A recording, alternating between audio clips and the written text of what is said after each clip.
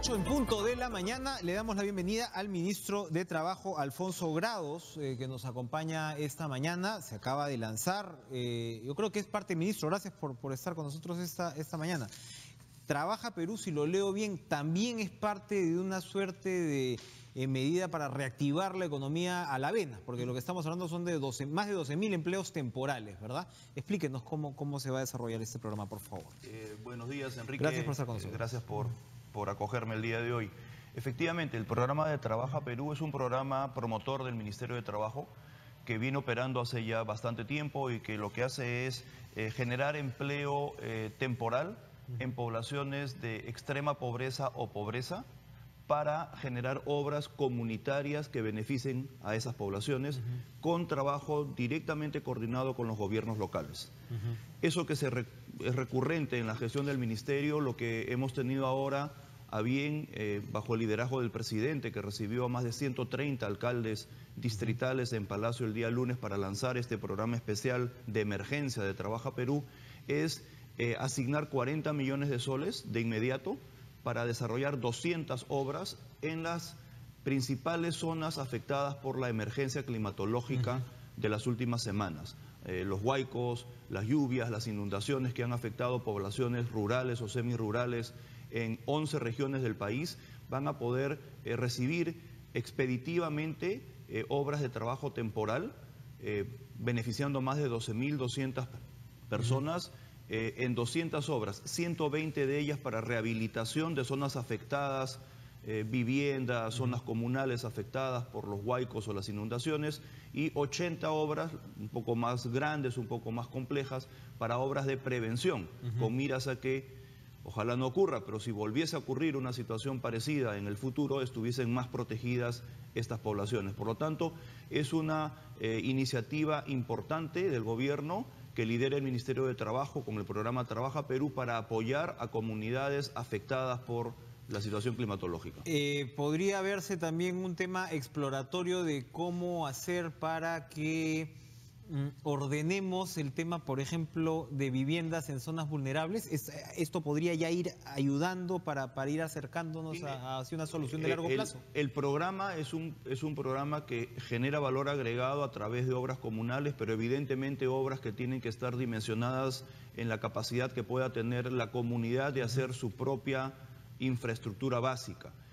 Los temas más de fondo, los temas más estructurales y permanentes, como por ejemplo una reubicación integral de una comunidad o el levantar viviendas nuevas, digamos, con materiales nobles, depende mucho más ya de los otros ministerios que también ya están trabajando en la zona, como el Ministerio de Vivienda, el Ministerio de Transportes y Comunicaciones para todas las partes de vías y de pistas y carreteras, y también los gobiernos regionales, que también tienen obras para recuperar en estas zonas. Entonces, es un complemento a las obras de infraestructura más grandes que tienen que desarrollarse. Vivienda ha anunciado, ¿no?, varios programas así de inversión fuerte para los próximos meses, y el ministro Torne también ha anunciado medidas para reactivar la economía. Yo me pregunto, y regresando a mi primera inquietud, este modelo de Trabaja Perú podría servir de plantilla, digamos, para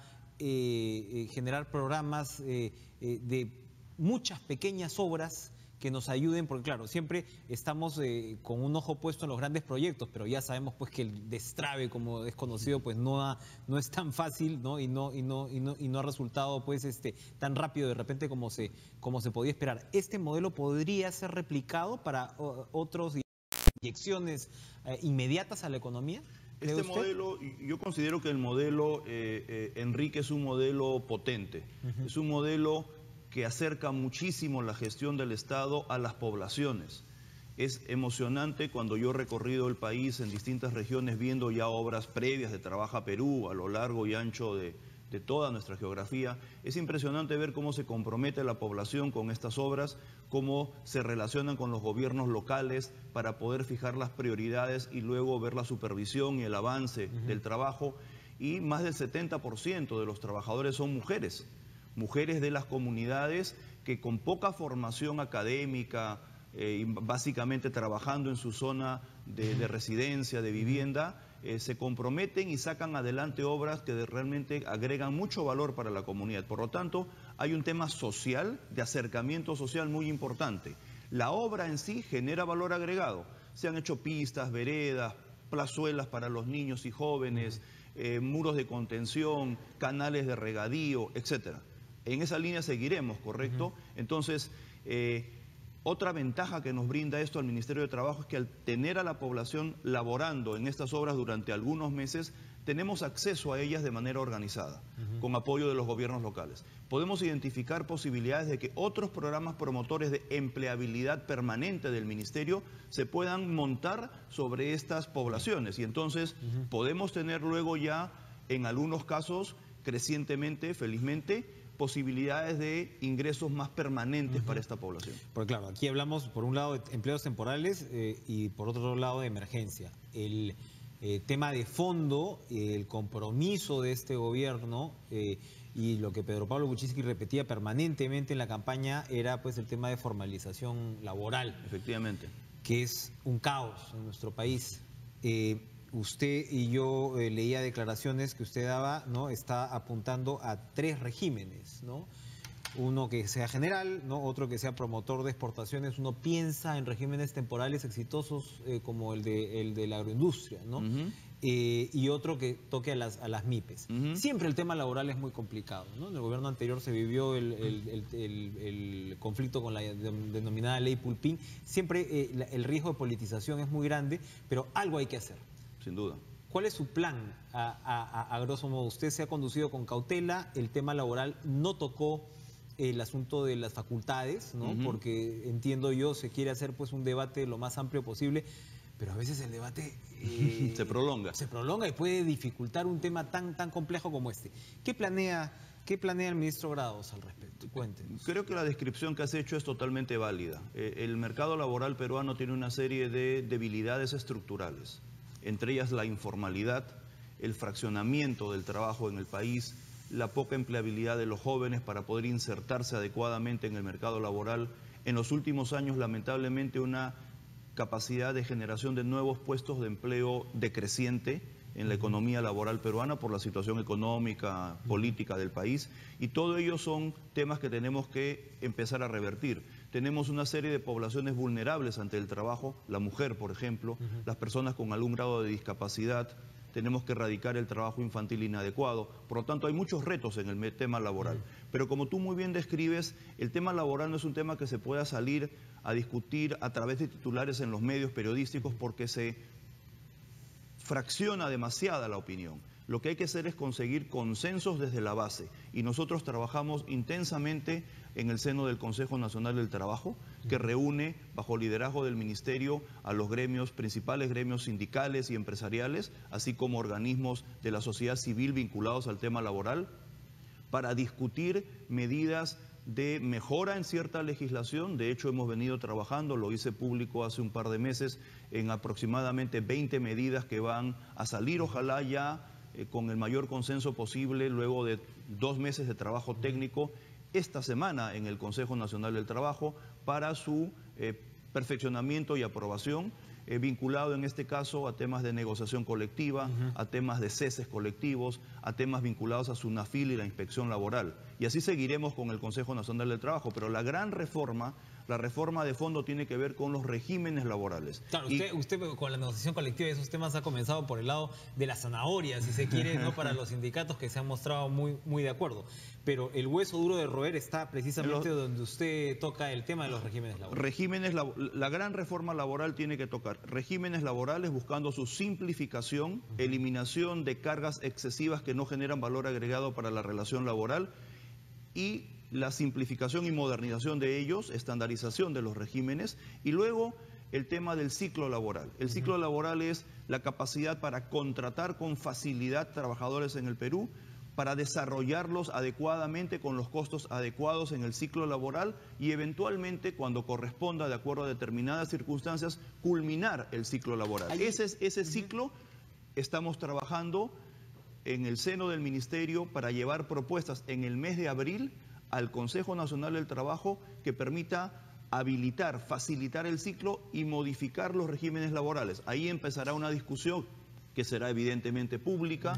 Trabajaremos también... Con un calendario definido, esperamos. Sin duda, la idea es que se presenten al Consejo Nacional del Trabajo en abril. A partir de ahí se sociabiliza también con las fuerzas políticas. Tenemos que llevarlo y explicarlo ante el Congreso seguramente porque hay modificación de legislación que quisiéramos plantear.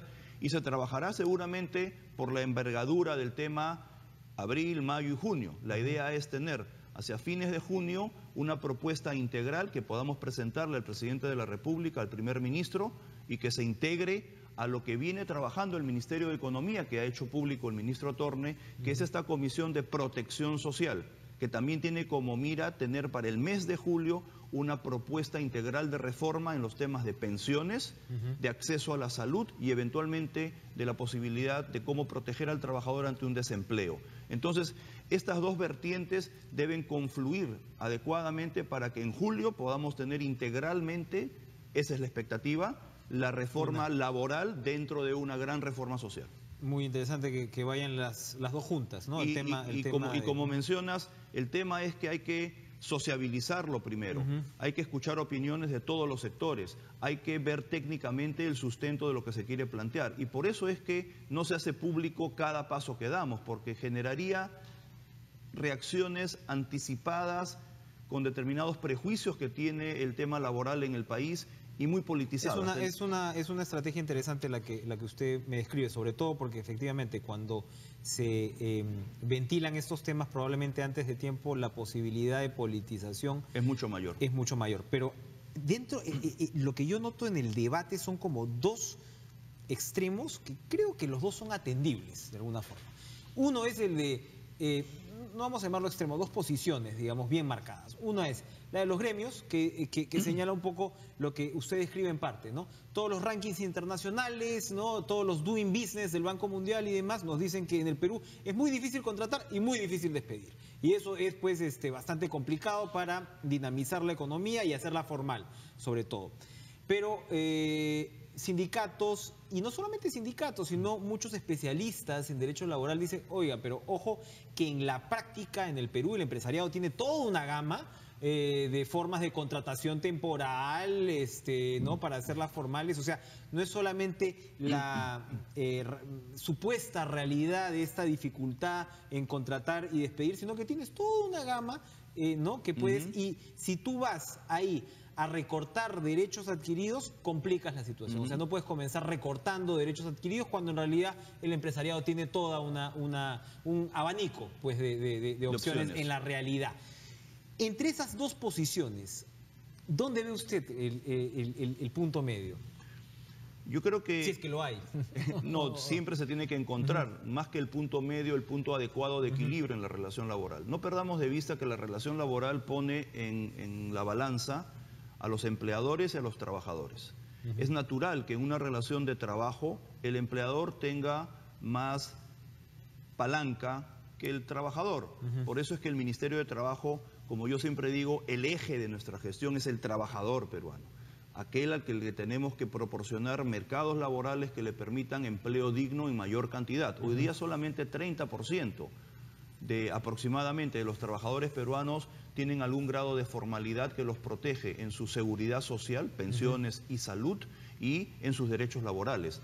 El resto de los trabajadores vive en un mercado laboral de emprendedurismo, pero sin cobertura, de trabajo informal, de precariedad en su continuidad laboral y prácticamente condenado a una bajísima productividad laboral, por lo cual sus ingresos son muy bajos. Entonces, el eje tiene que ser el trabajador.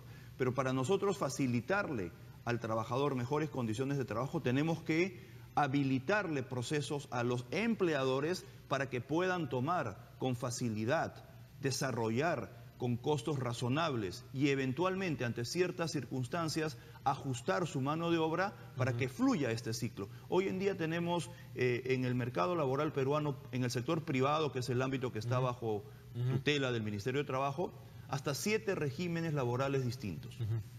Y en algunos casos tenemos regímenes con muy poco sobrecosto, con muy poco, con mayor flexibilidad para la contratación que en otros regímenes. ¿Qué es este abanico del que hablan los que Hay se de todo. oponen Por ejemplo, el régimen de micro y de las MIPES, de la microempresa, tiene prácticamente cero de sobrecosto, pero no ha generado formalización.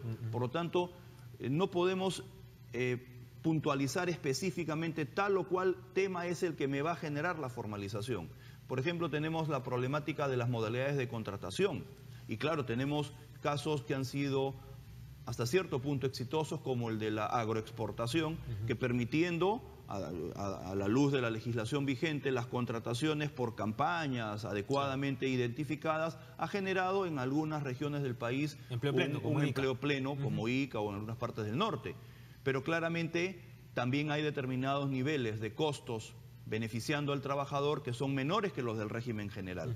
Hay que encontrar ese equilibrio. Mi expectativa es tener un régimen general que englobe a la mayor cantidad de actividades, racionalizando algunos costos, pero no perjudicando derechos de los trabajadores, apoyar determinados sectores con regímenes conceptualmente parecidos al de la agroexportación y el régimen laboral de la micro y pequeña empresa que tiene que estar alineado con la reforma tributaria y empresarial que ha sacado adelante el MEF. Esos son los tres grandes temas que estamos trabajando. Para ir terminando, usted sí ya anunció el tema y lo comentaba ahora, el tema de los sobrecostos laborales, que dice que se puede reducir, me parece, hasta un 40%.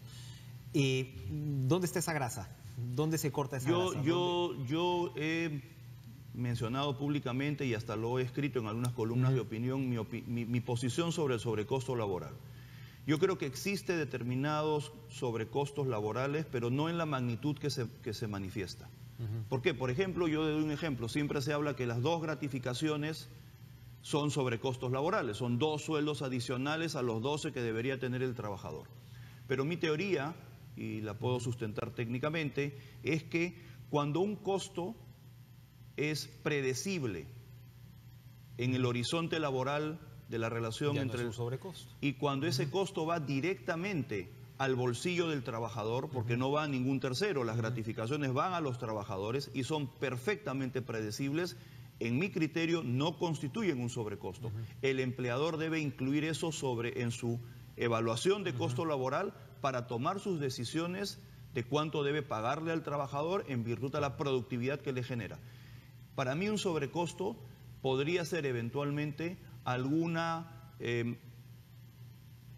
pago, algún costo que no beneficia directamente al trabajador y que le genera supuestamente un beneficio secundario. Podríamos hablar de pensiones, podríamos hablar de cobertura de salud. Ahí sí tenemos que ser creativos, podríamos hablar del momento en que el trabajador queda desempleado. Ahí podríamos revisar temas que protegiendo los derechos le generen menos costo al empleador. Pero temas monetarios que van directamente al trabajador para mí no son sobrecostos. Por lo tanto, con esa definición no creo que tengamos un sobrecosto de 40-50%. Existe sí, pero no de esa magnitud. No es tanto. Así es. Bueno, y usted hablaba ahorita del tema, por ejemplo, de ser creativos, ¿no?, con las situaciones de desempleo y demás. En algún momento Kuczynski habló del seguro de desempleo, sí. Pero rápidamente le dijeron, pero vas a eliminar la CTS, ¿no? Entonces ya camina sobre territorio minado, y me imagino que esa es la discusión pues que se va a tener que consensuar. Interesante, insisto, que vaya el paquete social al lado de lo que vaya a ser la reforma laboral. Pero ¿no? de hecho el ministro Torne ha mencionado con precisión que el tercer eje de esta comisión multisectorial de alto nivel que él ha constituido sobre protección social, el tercer eje tiene que ver con el momento en que el trabajador queda desempleado. Y él ha manifestado precisamente que ahí se está evaluando técnicamente el seguro del desempleo. Mecanismo con el cual yo comparto la idea de que es más eficiente para el empleador y el trabajador para cubrir eventualidades de desempleo. Por lo tanto, hay que trabajar en paralelo la reforma laboral con esta reforma social para enganchar puntos en común como el seguro del desempleo, por ejemplo. La del estribo, aprovechando que usted no sale frecuentemente a medios. Usted ha prometido que elevar del 30% al 55% la formalización. 1,5 millones de empleos, entiendo yo, formales, ¿no? Así es. Como 300.000 por año. Esto, con las circunstancias que está viviendo la economía de incertidumbre, ¿estas metas las mantienen ustedes? Nosotros siempre tenemos que revisar las metas. Esto ha salido de los modelos iniciales que hemos trabajado con la información laboral y de crecimiento esperado para el país. En el camino se tendrán que ir haciendo ajustes. Por el momento creemos que estamos en línea, en un horizonte de 4 años y medio por delante todavía para cumplir con esas metas. El ministro Torne ha sido claro de que en la coyuntura actual se tienen que hacer algunos ajustes en la proyección de crecimiento, pero paralelamente se están dando medidas para incentivar también inversiones y fomentar determinados sectores de la economía que pueden ser muy importantes en generación de mano de obra. Por ejemplo, el turismo. El presidente Kuczynski con claridad ha manifestado su intención de duplicar el turismo en el país en 5 años. De lograrse eso, tenemos una fuente muy rica para mano de obra y con la legislación que quisiéramos sacar, crecientemente formal. Por ejemplo, todas las obras de saneamiento social en el país o las obras básicas de infraestructura, muy intensas en mano de obra y por lo tanto también con alto nivel de formalidad porque van a ser hechas por inversiones formales. Entonces, sí, yo mantengo las cifras, el reto es grande. El momento actual genera un poco de zozobra, pero estamos trabajando para superarlo. No podemos decir lo mismo de textiles o manufactura, ¿no? Textiles está pasando una situación complicada. El ministro de la Producción, Bruno Yufra, está convocando una serie de mesas de trabajo en torno a la reactivación industrial y nosotros estamos ahí participando con algunas ideas y escuchando sobre todo la problemática de los sectores para buscar mecanismos que aligeren la posibilidad de crecimiento para esas industrias. Bien, Alfonso Grados, ministro de Trabajo, para junio aproximadamente entonces deberíamos tener el menú, ¿no? El menú sobre el cual se va a discutir y esperamos pues tiene que ser durante este año, ¿no? Porque de ahí los gobiernos inevitablemente pierden el oxígeno político para acometer reformas. Además, es una reforma muy importante, de alto impacto en la sociedad peruana, entonces en el primer semestre se van a estructurar las bases de la reforma para que su discusión política y social sea amplia y ojalá logremos los consensos para sacarla adelante. Estaremos siguiéndola al detalle. Gracias, ministro de Trabajo, Alfonso Grados, por estar con nosotros.